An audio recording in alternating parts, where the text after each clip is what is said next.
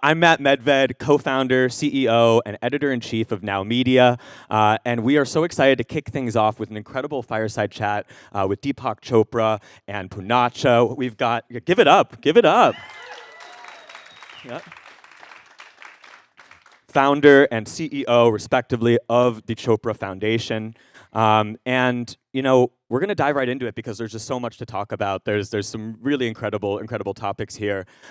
We were together just a few weeks ago at the United Nations for the We the Future Summit. And one of the topics that I thought you spoke to with great clarity was the topic of AI, which is on everyone's mind, right? And so I would love to hear, how are you thinking about the future of AI through your own lens? So I'm glad you said through my lens because I'm certainly not an expert in AI.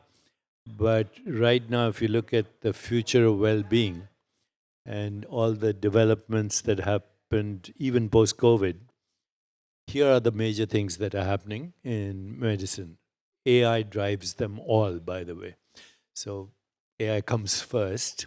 The second breakthrough is gene editing. So about 5% of disease is genetically fully penetrant, which means you can't stop it. If somebody has a BRCA gene like Angelina Jolie had, for now, there's only what you call preventive mastectomy, which she did, which was the right thing to do. But around the corner, actually, gene editing is happening. And it's already approved for things like sickle cell, but it will be approved soon for any disease. You can cut and paste genes the same way as you cut and paste an email. Okay, so you can get rid of these diseases, 5%.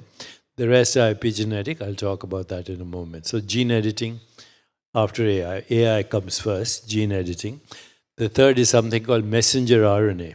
So during COVID, messenger RNA techniques were used to create vaccines. Messenger RNA actually is the translator of what DNA does. So DNA is transcription, and then messenger RNA produces the protein. Once you know the code of messenger RNA, you can, first of all, create vaccines for any disease, cancer, heart disease, Alzheimer's, etc. But even more important, you can create trillions of proteins without killing an animal. And AI will drive that. So right now, the world lives on chicken, fish, lamb, beef, and pork. Well, with this, you can create trillions of proteins without killing animals. You can create vaccines. So that's the third. The fourth is something called the microbiome. So we have 25,000 human genes, but we have 2 million bacterial genes. And these are, in fact, they're more important than the human genes, because technically then we are a few human cells hanging on to a bacterial quality. That's who we are. Now, you can change the genes through diet and through vagal stimulation and many other techniques. But AI will be looking at, say, the microbiome and connecting it to gene activity, to neuroplasticity, etc. So that's the fourth breakthrough. The fifth breakthrough is epigenetics, which means any experience you have actually triggers genes to go on and off. So if you're having, say, an experience of joy or empathy or compassion or peace, then the genes go in the direction of homeostasis or self-regulation or healing. And if you're stressed, fear, anxiety, depression, guilt, shame, humiliation, genes cause inflammation. So you could actually now look at gene activity, correlate it with heart rate variability, and many other parameters. So epigenetics. And then, during COVID, we also learned how vagal stimulation actually counteracts stress and sympathetic overdrive. So you'll have technologies, we're looking at some technologies like little ear pods that will be stimulating your auricular nerve and deflaming you while we are having this conversation, or you're playing tennis or whatever. So given all this, the future of well-being is very precise, very precise. Never has it been so precise.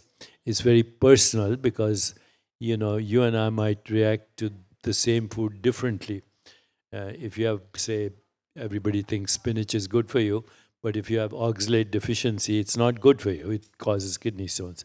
So it will be very precise, very personalized, very predictive. It will prevent disease. It will even reverse disease. And it's a process that we can all participate in. And, you can also have medical records, and you can, insurance connections, all kinds of things. So these are the major breakthroughs. And then there's other stuff too, but I'll stop here. Of course. Poonacha, I'd love to hear your thoughts as well. From a Chopra Foundation perspective, I think AI has an instrumental role to play in mental health. We're all super connected, but very lonely. Every 40 seconds, we lose someone to suicide globally. The world lacks intimacy. From the foundation perspective, during the pandemic, we launched an AI chatbot. We thought maybe we'll have 20,000 messages on it, right? And it was called PV, and Gabrielle is in the crowd. So we had more than 26 million messages on it, more than 14 million minutes of conversation, and 4,800 suicidal ideation interventions. So we believe that AI, if today in the United States, one of the most powerful countries in the world, it takes 6 weeks before you can actually get mental health counseling. That's a very good rate, actually. People are waiting. So we believe that we can actually use AI technology to become your personal digital assistant, your mental health coach, because technology understands you very well. As I sit down here, like Deepak mentioned, my heart rate variabilities on this phone. EDA, electrodermal activity, understands stress. My voice, the pitch and standard deviation, understands my stress. Your selfies you take can be analyzed. Your phone knows you better. Even when you write a flirtatious text message, today we know when you're flirting because you can actually analyze your typing style. So we believe if AI is harnessed to be more conscious, that's the right word, right? Conscious AI, and using the right data sets, we could actually alleviate human suffering. And today in the world, this is the condition here in the United States, countries like in India, Bangalore, which I come from, 10 million plus people, it's hard to get even a therapist, right? And there's a stigma. So this is where I think mental health and AI is going to be a very instrumental part as we go forward. I think that would be, I would say, the key area of focus. And from my perspective, that's where we're going to double down, right? The second area we're going to double down on is the whole area of health span. People are going to live longer, thanks to modern science, but how do you live better? How do you improve, like Deepak talks about? We want the wisdom of age and the biology of youth. And today we look at the exhibits of Rafiq Anadol and all the AI feedback. We believe that artists, musicians, AI can come together to really work and address areas like cognitive function, neurogenesis. So everybody here probably understands plant medicine, probably have done some kind of a psychedelic experience. How do we recreate those using technology? And that's digitally.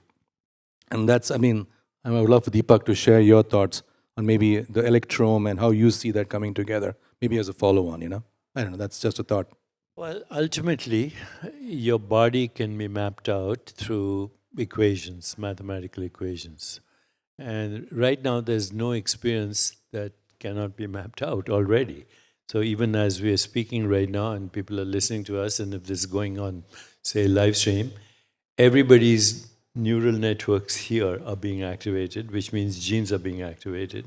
If this was emotionally melodramatic conversation, then genes in the limbic system would get elevated. If this was, say, you heard of a terrorist attack or something, reptilian brain would be activated. So even as I'm speaking to you, because I'm kind of interested in this, I know which part of the brain is being activated. And now, through digital technology and mathematical mapping, you can actually change the activity of your genes because there's no experience that is not either influencing genes. Genes are like switches. So you have switches and they have chemical names, methylation, deacylation, etc. But you can switch on the genes that are good for health or for relationship or for love or, give a person a dopamine hit or serotonin hit or an opiate hit just through digital technology. So the future is mind-boggling. I'm writing right now a book on AI and consciousness, and that's about how AI can be your personal friend, confidant. It can be a research assistant, depending, it's very interesting because if you know how to use prompts, that's a whole science in itself. You will be able to get unique answers that nobody else will be able to because they're not using the same prompts. And you use the prompts that you are the discipline you're interested in. So AI can be a health coach, can be a research assistant, it can be a personal assistant or confidant, but most interestingly, it can even be a spiritual guide, guru. Not that AI will ever become conscious. Now, you talk to all these experts, even the grandfather of AI, they think if you give enough information, at some point it will become conscious, but that's absolutely ridiculous. A baby has no information, comes in the world, is conscious to begin with. So information is a derivative of consciousness, not the other way around. So these are very important things. And now as we move into the Web3 space, and I won't go into what I think. In the deeper reality, we're already in a virtual reality. This is a virtual reality. Your body, mind, and the world that you are in is a digital workshop outside of space-time. But that's a whole different thing. But now that we are living it's becoming clear that we are living in virtual reality. We can extend the range of our experiences, because right now we experience human experiences. What does the world look like to a dragonfly with 30,000 eyes? Okay. Or what does the world look like to a bat that navigates through the echo of ultrasound? Or a whale that can, whales of all kinds, but if you look at blue whales, they're huge. They weigh several tons. The tongue of a blue whale weighs about the size of an elephant. And, the whole blue whale is like a dozen elephants big.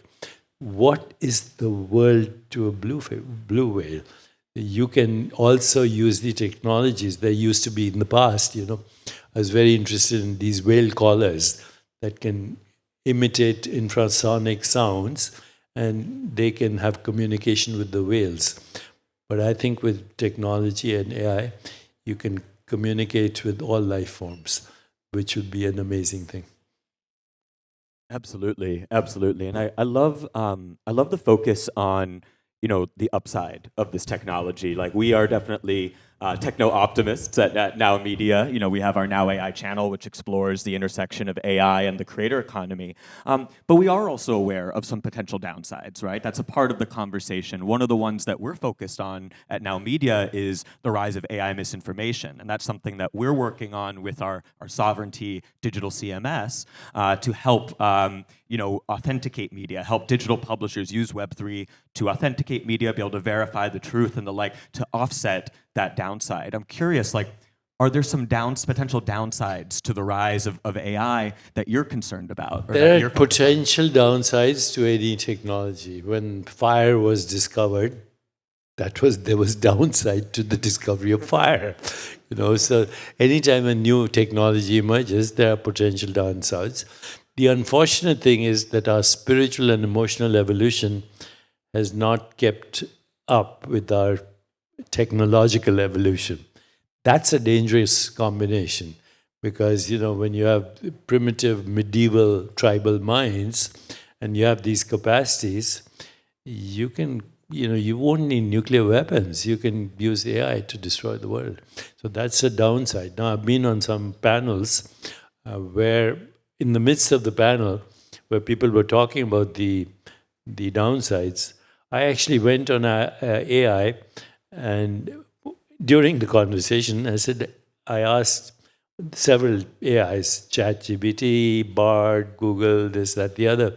I said, how can we prevent the diabolical use of AI? I asked AI, and 3 pages of printout. So we can feed that, we can feed that. And because there won't be any secrets anymore, I think my ultimate dream is that we disable nuclear weapons and everything that is dependent, can destroy the world. So you make superpowers could become irrelevant in one day if they're. But we need a collective intention to do that. And I always talk about if you have maximum diversity, if you have shared vision, and you have storytellers in every field, music and science and poetry and the movies, and you have some kind of emotional intention together, and you complement each other's strengths, we could disable the diabolical use of AI and hopefully create a more peaceful, just, sustainable, healthier, and joyful world. That's the dream.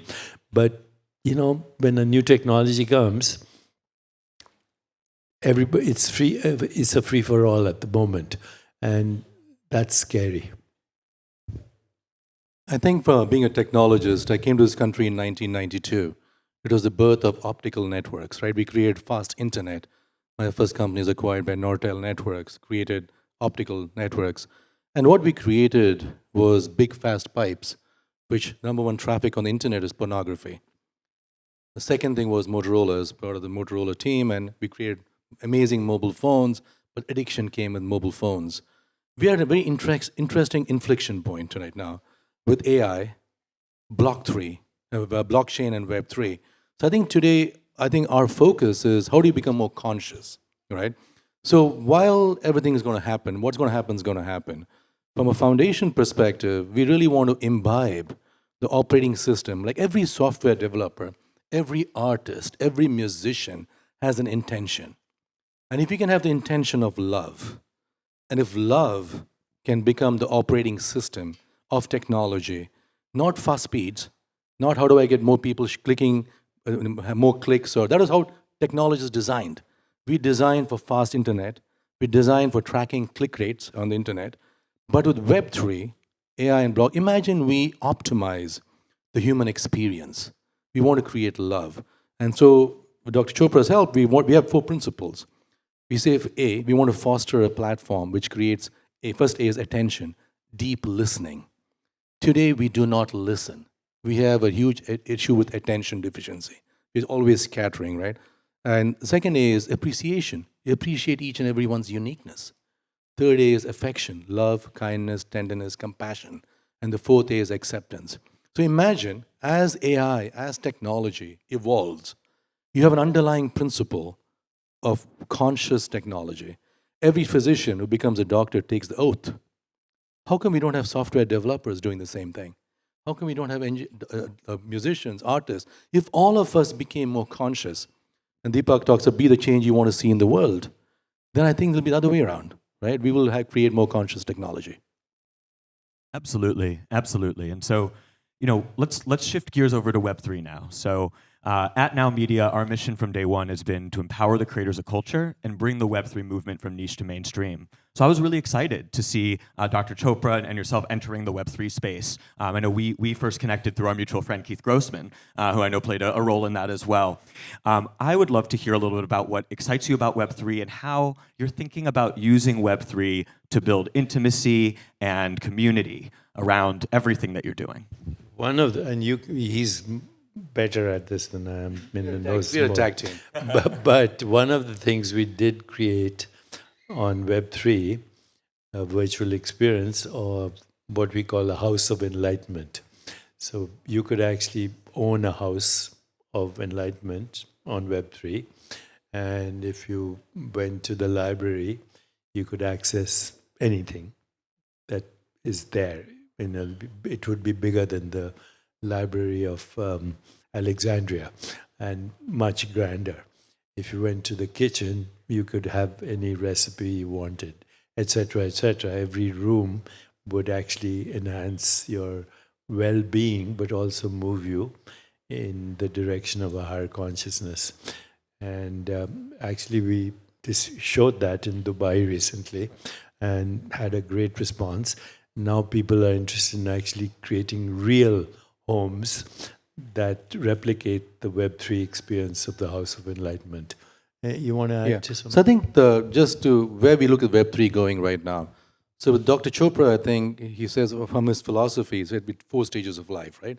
First 25, education. Second 25, fame and fortune.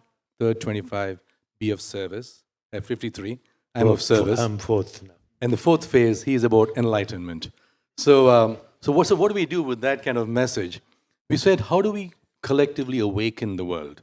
And we believe Web3 is the answer. Because Web3 being distributed, it gives us the ability for us to really curate a global community. So one of the things we'll be, I think my co-creator Gabrielle is in the crowd, so stay tuned. What we'll be announcing is something called the Chopraverse. So Deepak in the metaverse. And this is not just about Deepak, but how do we take the principles of what he's been practicing 96 books later? How do we create a community around what we call the 7 principles of well-being? We believe nobody should die of disease, right? And there are 7 principles: nourish, move, manage your emotions, right? Have a mind-body practice, sleep, connect with community and nature. And if you do these 7 things, you return the body to homeostasis. And under these 7 principles, imagine creating this metaverse experience where the best yoga teacher can have online classes. Now with VR, amazing things are happening right now. I could go take a yoga lesson with one of the yoga teachers Deepak has curated. The other thing which we also want to do in the metaverse is show the proof of source. Because when Deepak does a meditation, it's not just a meditation. There is an intention, what we call sankalpa, right? Why do you do? And then once you put this intention, the butterfly effect happens. But imagine somebody takes that and now rips, remixes, reshares, and makes it even more beautiful. And imagine we can track that arc on Web3. So that's what we want to do. We want to really bring the world into our world and through this whole collective experience. And I think there is an entire movement we see happening, and thanks to the work you're also doing with really keeping metaverse going, right? We believe the next big movement of medicine is going to come through the metaverse. And we believe the movement called metaceutical. Like when you take medication today, you either take a pill, or you take it intravenously, or you cut a piece of tissue.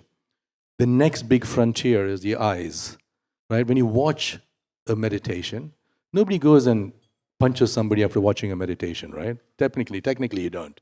So you really have a nice dopamine hit, you kind of chill out. But technically, if you're watching a violent, maybe a pretty interesting soccer match, you might feel like punching somebody. So how can the same piece of content, one give you a cortisol hit, one give you a dopamine hit? And so we believe Web3 gaming is a big focus, is where we want to double down in this new year, in the Web3 Talk space. about the Roblox we did, the mayor. Yeah. So one of the things we are looking at is, gaming is such an important area. I mean, how many people are into gaming here? And I think that's the coolest thing, right? By the way, YouTube is kind of outdated. Twitch is where all the action is, right? Really, that's where, because gamers are the actual people who communicate. I learned that from my son. As a 16-year-old, he was talking to people all over the world on League of Legends, and I was playing on Fortnite. But in Roblox, we want to work with children. And imagine somebody's playing, let's say, a game. Don't change the game. But in between games, we put a micro habit, right? Attention, focus, teach them yoga, meditation. Breathing. So this is what we did on Roblox, and we intend to do more of that. We just announced a collaboration with Sandbox. So stay tuned, and I think we'll have a lot of these collaborations over the next year. I love that. And that's a really interesting framework to think about just the future of meditation at large, right? I'm curious, with all these new technologies, with these new ways to communicate and connect, and also build community and share in an experience in a way that was not necessarily possible before. What does the future of meditation look like through that lens?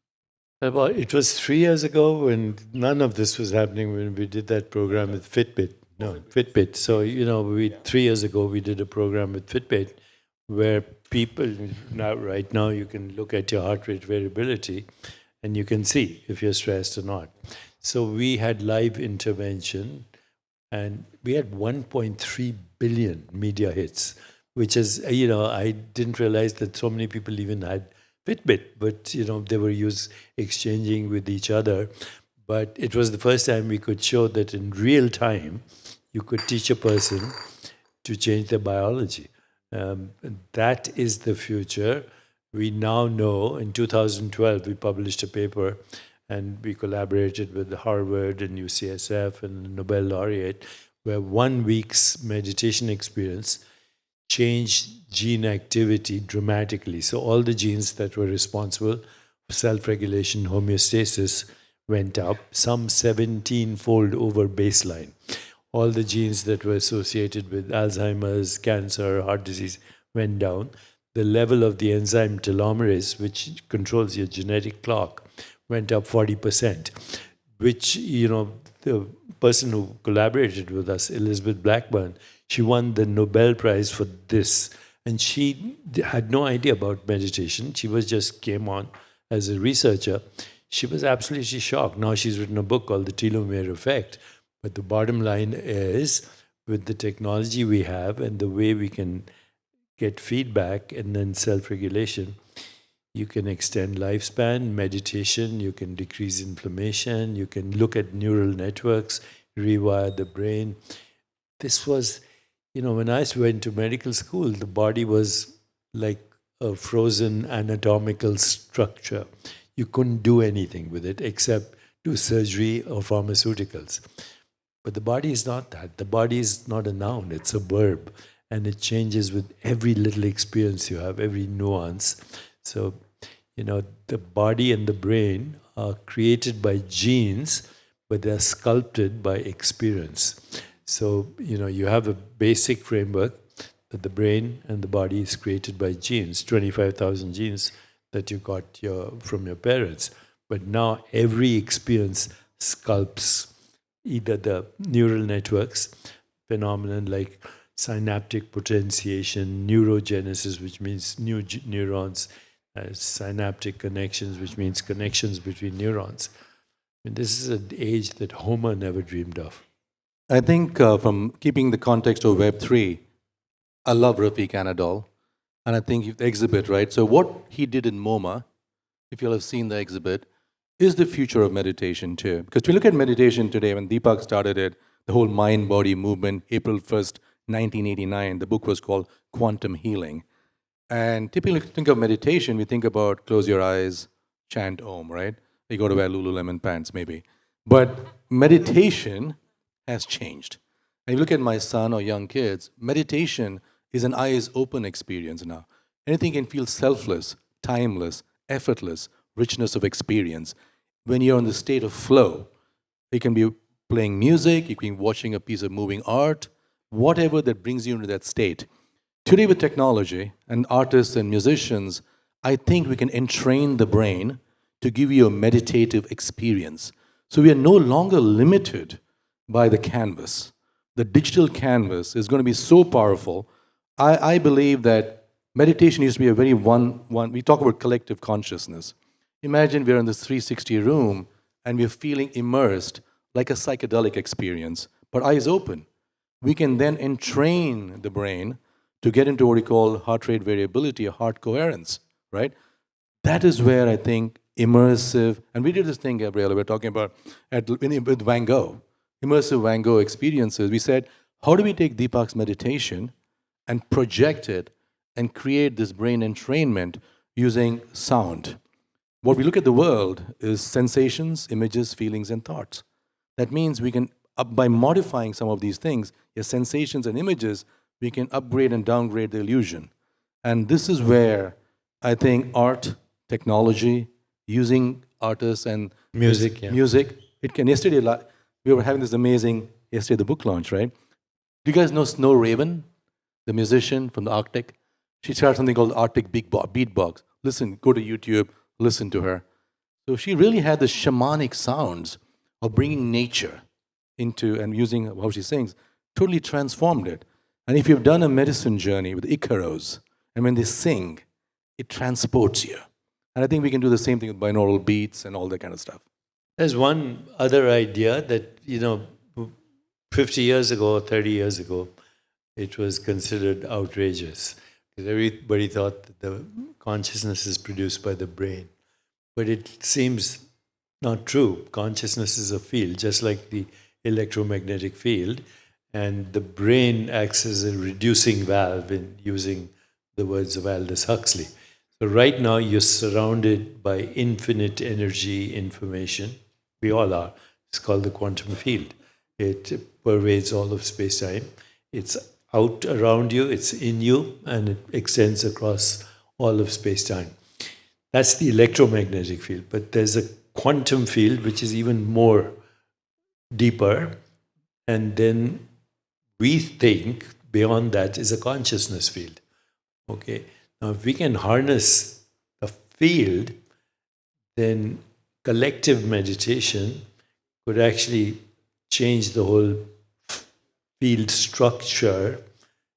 Our hope always has been, how do we create a more peaceful, just, sustainable, healthier, and joyful world? The history of humanity is the history of trauma. When you go to school, when you look at history, all you read about is wars. But, it was fine in the medieval times. Now, that could be catastrophic. You could move the world to extinction. On the other hand, you could heal the world. Consciousness is a field phenomenon.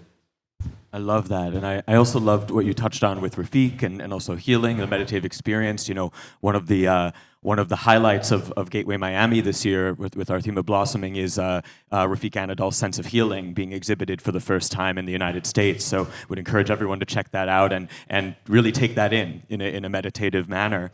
I think I'd love to dive a little bit more into what you're speaking to about the quantum element, because I know that you have your book Quantum Body, and I'd love to hear a bit about what is quantum body, why is it important to discuss now, and what can those who are here learn from that?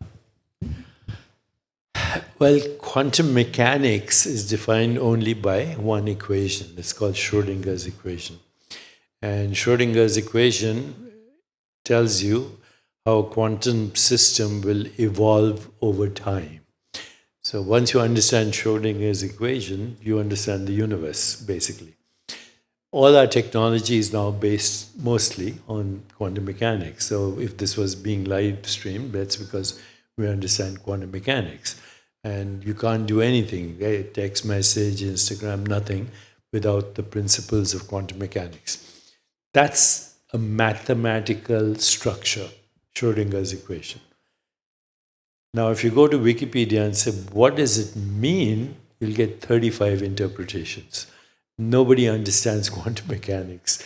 They know how the math, the mathematical recipe, what does it mean in the deeper reality? Nobody understands. But make it very simple. Quantum field is the fundamental field from, let's call it the source field of the universe, the quantum field. And there are certain principles: superposition, entanglement, non-local correlation, something called acausal, non-local, quantum mechanical interrelatedness. These are mathematical terms, but basically it means at the fundamental level, you are connected to everything in the universe, and faster than the speed of light. Faster than the speed of light, that was the big argument between Einstein and Niels Bohr, because Einstein thought nothing could move faster than the speed of light, and then he himself came up with something called the cosmological constant, which proves that actually at a fundamental level, things happen not only faster at the speed of light, but everything is instantly connected with everything else. So, we in science think in reductionist terms. But the fact is, have you ever asked yourself, how does a human body think thoughts, play a piano, kill germs, remove toxins, make a baby all at the same time? That's not possible through linear cause and effect. There's a wholeness which connects everything with everything else. That's the experience that people used to call enlightenment, whether they took psychedelics in the past or, went into a cave for thousands of years or tens of years. But today, with the technology we have, understanding that these energetic particles, so, quantum is defined as the smallest indivisible unit in which waves of information and energy are emitted and absorbed. So a quantum of light is a photon, a quantum of electricity is an electron. Now we're looking at the human body in terms of what is called the electrome.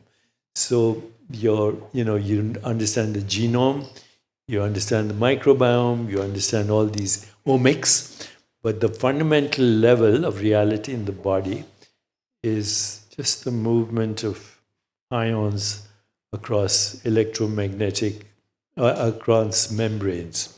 The electron is the fundamental expression of the quantum field. This quantum body is connected to the whole universe, but our perceptual apparatus doesn't allow us to experience that. You're there, I'm here, and everybody's out there. But in the deeper reality, actually, we're all instantly one being. Whatever you want to call it, Allah, Brahman, Ein Sof, or just it. Okay? Doesn't matter what you get.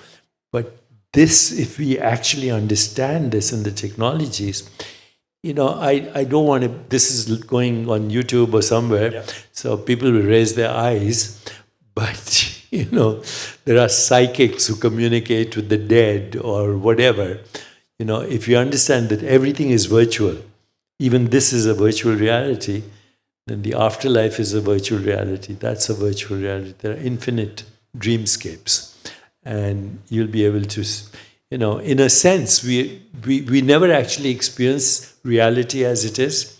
When you look at the, say, Milky Way galaxy, there are stars there that have exhausted their thermonuclear energy and they don't exist anymore. But we might be able to see them for 100 million years because that's how long it takes for light. So we are always experiencing the past. Even when I speak, by the time you hear these words, they're over. So the fact is, at a deeper level, we are all ghosts in a collective dreamscape. And once you understand that there are different dimensions of these dreamscapes, who knows where we're going? We will be able to seed the universe with life as we know it.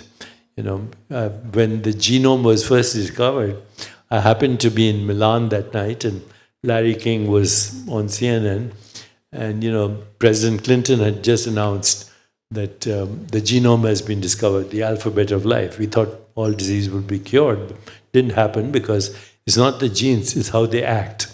So anyway, they went around, you know, the NIH was there and everybody, and Larry King asked everyone, what's the future in 10 years or 15 years? Some of them were predicting what we're talking about now.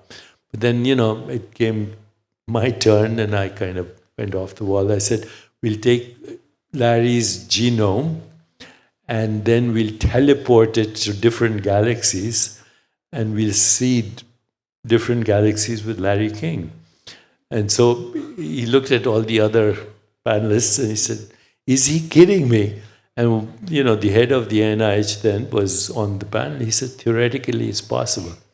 So right now we know from what is called the Goldilocks zone with these James Webb telescopes that it's almost certain that there might be 60 billion habitable planets in just the Milky Way galaxy. So if a planet is too close to its sun, too hot, no life as we know it, too far, too cold, no life as we know it, then there are other things like gravity and etc. But based on these calculations, 60 billion habitable planets, multiply by that, by 2 trillion galaxies, the universe is teeming with life. Okay. Now, with the new technology, especially with quantum tunneling, who knows? We might have you in another galaxy. You know. I'm here for it. Well, look, this has been a great conversation. Unfortunately, I do think we are at time, even though I would be happy to go twice, 3 times as long. Everyone, give it up for Deepak and Poonacha. Thank you.